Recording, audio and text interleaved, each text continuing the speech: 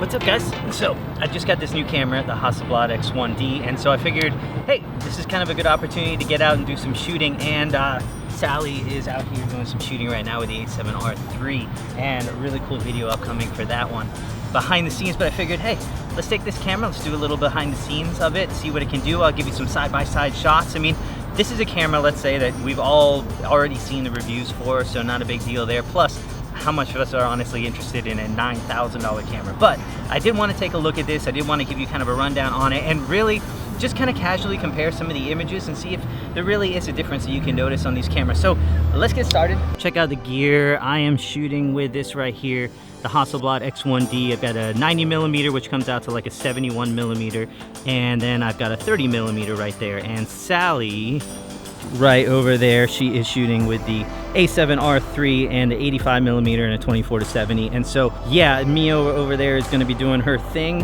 and we'll check out what we got.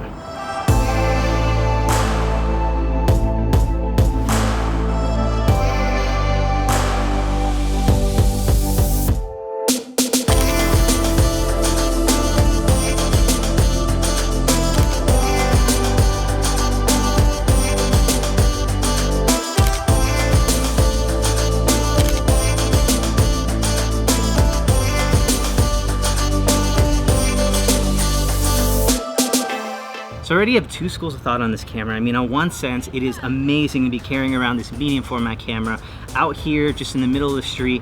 And also I was in Miami Beach on South Beach, and I was just casually taking this camera around and being able to shoot unbelievable images with virtually one of the best quality cameras you could possibly take, portable and out on the street, just hanging on your side, and nobody would have known the difference.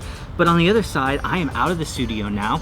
Where in ambient light, I'm shooting moving subjects. Am I really going to see the difference that a medium format camera is designed to give me in these environments? And that's kind of the big question. And again, I'm going to show you these images, and you kind of let me know in the comments below if you can tell any difference. But yeah, it's amazing to be able to shoot with this Hasselblad in these kind of environments.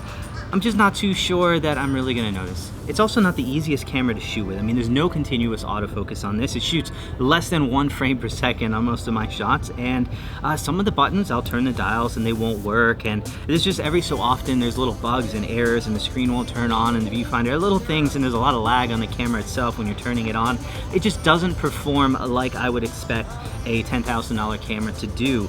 And on the flip side, you do have some things that you would appreciate, like dual card slots. That's there. The body on this thing is amazing. It is extremely ergonomic. I love holding this. It is built from a complete machine piece of, I believe it's an aluminum and magnesium alloy, and it looks amazing. It is built phenomenally well. It is weather sealed, which what you would expect from a camera like this, so I have no problem taking it out into the environments. And so I'm just torn in so many ways on this.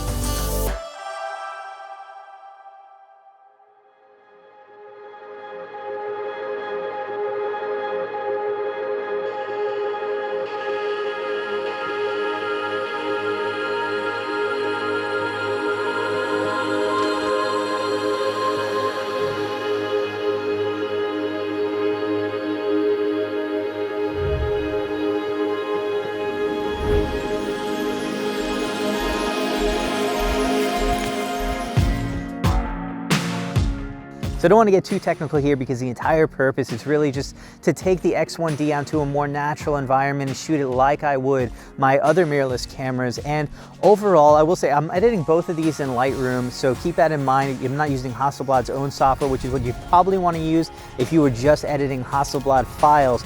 However, the image quality from the X1D is phenomenal, and I kind of knew this going into it. I've shot with it before. I'll show you some of those images as well.